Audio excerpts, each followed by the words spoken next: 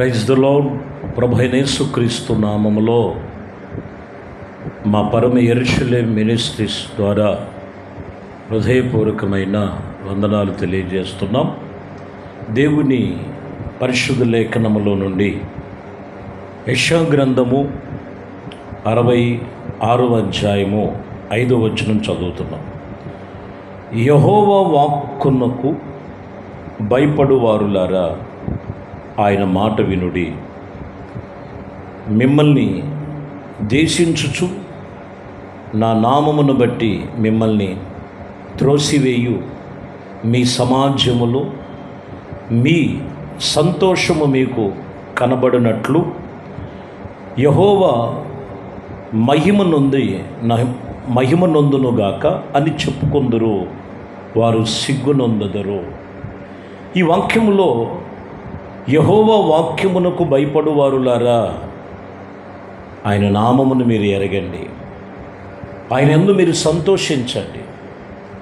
ఈ వాక్యములో మీరు గమనించినట్లయితే దేవుని వాక్యమునకు ఎవరైతే భయభక్తులు కలిగి వారికి దేవుడు సమీపముగా ఉన్నాడు.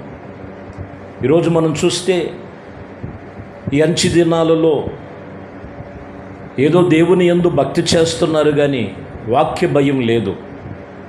వాక్యానికి లోబడేటువంటి మనస్సు చాలామంది జీవితంలో ఈ లోక సంబంధమైన చుచ్చమైన కొన్ని అభిలాషల వలన ఖచ్చితంగా దేవుడు ఎవరికి సమీపముగా ఉన్నాడు, ఎవరిని ఆయన దర్శిస్తాడంటే వాక్యం ఇక్కడ చెప్తున్నమాట, ఆయన వాక్యమునకు భయపడి ఆయనకి లోబడిన వారిని. యెషయా గ్రంథములో 24వ అధ్యాయంలో 22వ వచనం చూద్దాం. చెరపట్టబడిన వారు గోతులో చేర్చబడినట్లుగా వారు చేర్చబడిరి, శరలో వెయ్యబడుదురు, బహుదినముల తర్వాత వారిని దర్శింపబడుదురు. దేవుడు వాక్యం ఇక్కడ గోతులో పడినటువంటి అనుభవం శాపగ్రస్తమైనటువంటి గొయ్యిగా ఉంది. ఏదో ఒక బలహీనత కలిగే గొయ్యిగా ఉంది, ఏదో పరిస్థితులు కలిగేటువంటి గొయ్యిగా ఉంది వాక్యం చెప్తున్నమాట.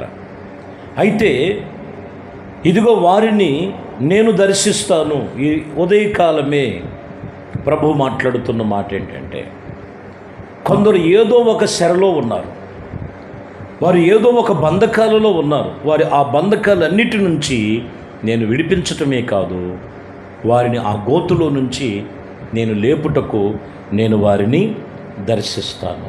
చూడండి, కీర్తనకారుడు రాసిన కీర్తనలో 79వ కీర్తన 11వ వచనంలో, నీ సన్నిధిలో వాని నిట్టూర్పులు నీ సన్నిధికి రానిమ్ము, నీ బాహుబలము చేత అతిశయమును చూపుము. ఇదిగో చావునకు విధింపబడిన వారు కాపాడుము.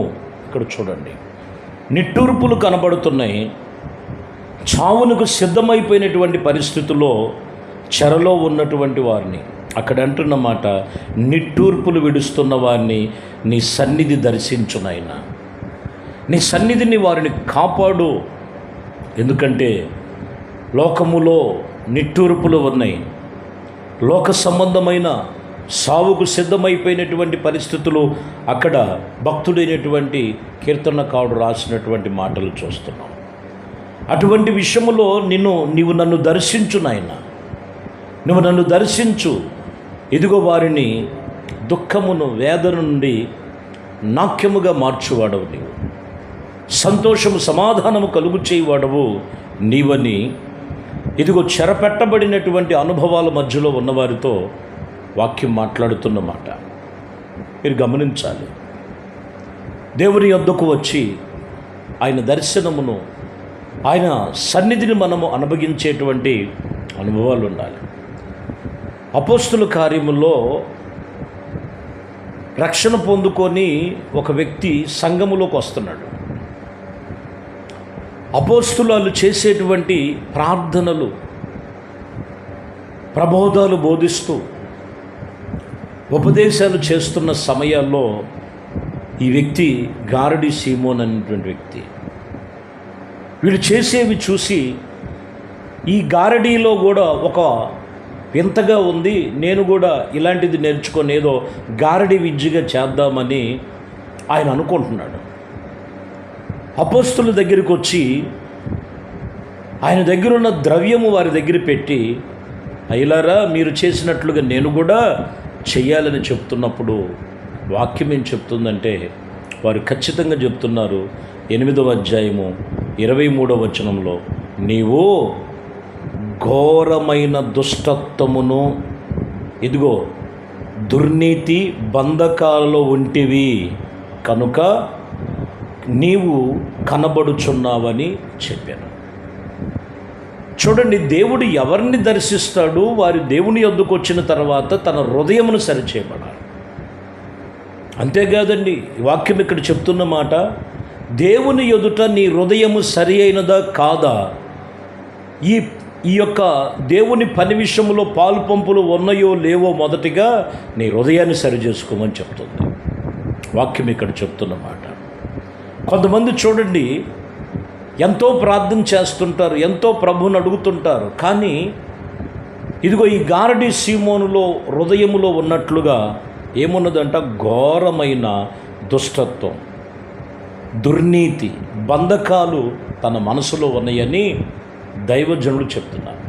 ఈరోజు వాక్యము మనతో మాట్లాడుతున్నప్పుడు, వాక్యము ఎవరైతే వాక్యము చేత మూల వాక్యములో మనం చదువుతున్న మాటలను బట్టి, ఆ వాక్యమును బట్టి, ఆ వాక్యానికి ఎవరైతే భయపడది, తన మనసులో ఉన్నని దేవునికి చోటిచ్చి తన మనసులో ఉన్నవి వ్యర్థమైన వాటిని తీసివేసుకుంటారో వారిని దేవుడు ఆయన దర్శిస్తాడు. ఆయన కృపలో ఆయన కాపాడగలిగిన దేవుడు. ఆయన పేరు నజరేయుడైన యేసు. జకరియా గ్రంథములో 10వ అధ్యాయం 3వ వచనంలో చూస్తే, నా కోపాగ్ని మండుచు కాపర్ల మీద పడును, మేకలను నేను శిక్షించదను. సైన్యములకు అధిపతియగు యెహోవా తన మందగు యూదా వారిని దర్శించి వారిని తనకు రాజకీయ మకుటముగా అశ్మములు వంటి వారుగా నేను వారిని చేసేదను. ఆ రోజుల్లో దేవుడు కోపము వారి మీద రగులుకుంటుంది. వారిని శిక్షిస్తానని చెబుతూ, సైన్యములకు అధిపతియగు యెహోవా అనగా తన మందైనటువంటి ఇదిగో యూదులతో మాట్లాడుతూ ఆయన దర్శిస్తే వారిని రాజకీయ మకుటముగాను, వాక్యం చెప్తున్న మాట, అశ్వము వంటి వారుగా చేస్తారు. అశ్వము వంటి వారంటే గుర్రముల వంటి వారని దేవుని వాక్యం చెప్తున్నమాట.